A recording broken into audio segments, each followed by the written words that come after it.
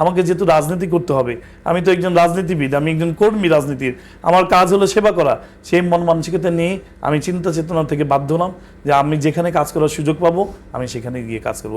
এই কাজের প্রক্রিয়ার অংশ হিসাবে আমি এনসিপিতে প্রবেশ করলাম। আর এনসিপি যেহেতু আমার একটা পছন্দের দল, এই কারণে যে এনসিপির কারণে আজকে আমি ইসাক সরকার নিঃশ্বাস নিতে সক্ষম হচ্ছি। আমি আজকে হয় আমাকে জেলে থাকতে হতো, না হয় আমাকে ফাঁসির দড়িতে ঝুলে আমাকে হত্যাকাণ্ডের শিকার হতে হতো এই ফ্যাসিবাদ যদি বাংলাদেশের মাটিতে কায়েম থাকতো। তো এনসিপির কারণে আমরা স্বাধীনতা পেয়েছি, সার্বভৌমত্ব রক্ষা করতে সক্ষম হয়েছি।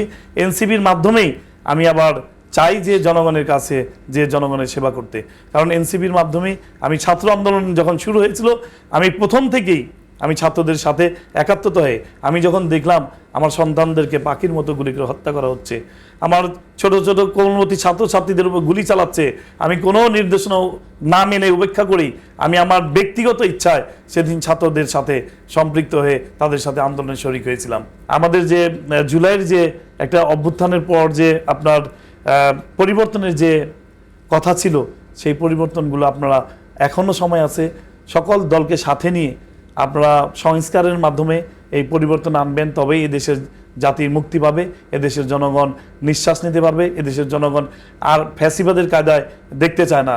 বিগত ফ্যাসিবাদ যে অন্যায় করেছে, জুলুম করেছে, এই বিএনপি আমার প্রাণের সংগঠন, বিএনপিও এই ফ্যাসিবাদের ভূমিকা অবতীর্ণ হন, এটা এদেশের জনগণ চায় না।